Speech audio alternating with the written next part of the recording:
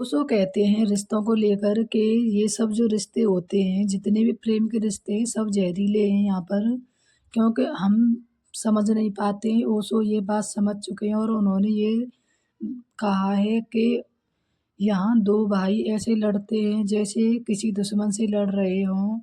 माँ-बेटे में ऐसी लड़ाई होती है जैसे वह किसी दुश्मन से लड़ रहे हों। पति-पत्नी के बीच में ऐसी लड़ाई होती है जैसे वह दुश्मन से लड़ रहे हों।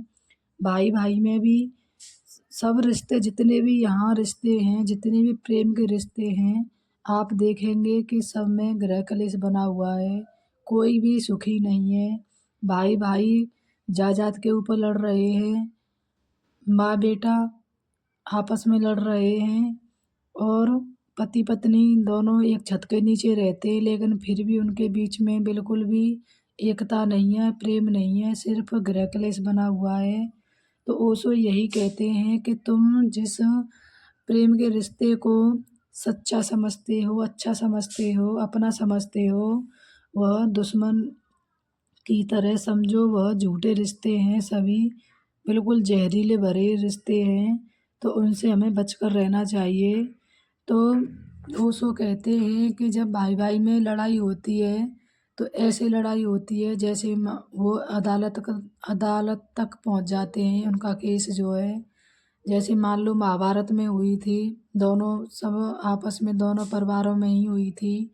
तो ये प्रेम नहीं है, ये ज़हरीले रिश्ते बनाए गए हैं। यहाँ पर माया का जाल बिछा हुआ है जिससे कोई कुछ नहीं समझ पा रहा है।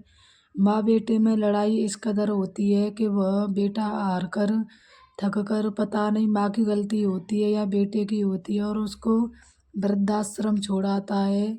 जब उसका करने का टाइम आता है तो उस टाइम पर जो है वह वृद्धाश्रम छोड़ देते हैं। कितने ऐसे माँ-बाप हैं जो वृद्धाश्रम पहुँच गए हैं और ऐसे कितने भाई-भाई हैं जो लड़ते-लड़ते ज़मीन जायदाद के ऊपर अदालत का दरवाज़ा खटखटा रहे हैं और अदालत में एक-दूसरे के सामने खड़े हैं।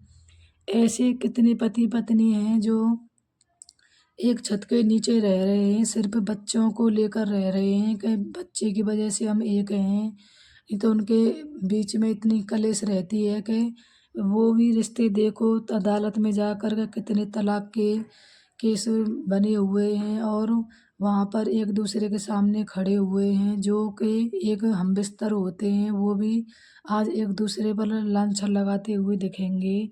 चाहे राष्ट्र प्रेम हो तो उसमें युद्ध के लिए युद्ध करना होता है।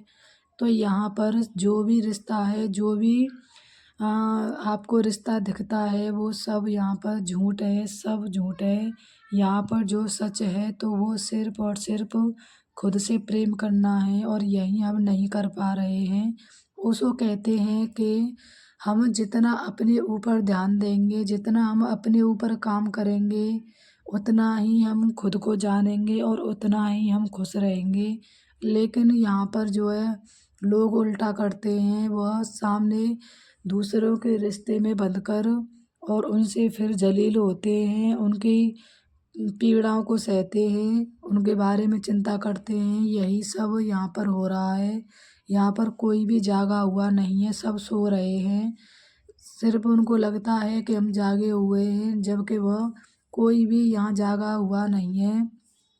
रिश्तों की चकाचौंध में सब अंधे हो चुके हैं और यहाँ पर सिर्फ़ अगर करना है तो खुद से प्रेम करो, खुद के लिए काम करो, खुद के लिए स्वार्थी बनो, खुद की खुशी हो उस काम को करो, मनमर्जी करो, मन मुताबिक करो, जो तुमको अच्छा लगता हो वो करो क्योंकि यहाँ पर सिर्फ़ एक बार आए हैं, बार-बार यहाँ आना नहीं होगा। होगा ये तो पता नहीं है, ओशो कहते हैं। लेकिन जब अब यहाँ पर हैं तो अपने अंदर की आत्मा को पहचानो, अपने अंदर के प्रेम को पहचानो और उसी प्रेम की हवा में बहते चले जाओ। ना किसी से ईर्ष्या है, ना किसी से द्वेष रखो, ना किसी से नफ़रत रखो, ना किसी से प्रेम रखो, ना कोई आने दो, ना किसी को जाने दो। सिर्फ़ और सिर्फ़ खुद में मस्त रहो, मगन रहो। यही ओशो के उपदेश हैं क्योंकि रखो रिश्ते लेकिन इतने मत रखो कि उनको लेकर तुम्हारे ऊपर सब कुछ हावी हो जाए, ईर्ष्या, द्वेष, नफ़रत, राग, द्वेष सब हो जाएँ।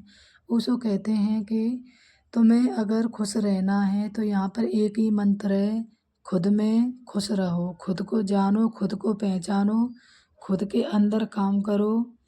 ओशो का यही कहना है। तो हमें ये ओशो के शब्दों से सीख लेनी चाहिए कि हमें अपनी ज़िंदगी में किसी को इतनी जगह नहीं देनी चाहिए कि जो इंसान आए और फिर चला जाए। जहाँ तक कि ओशो कहते हैं कि त्याग का अर्थ ये नहीं होता है कि हमने किसी चीज़ को त्याग दिया या हमने दफ्तर छोड़ दिया या हमने कोई भी अपनी पोजीशन छोड़ दी या बेटा छोड़ दिया, ये त्यागना नहीं होता। त्यागने का अर्थ होता है कि जिससे हम ऐसे ग्रसित ना हो जाएँ कि जो हमें छोड़ना पड़े उससे हम व्यति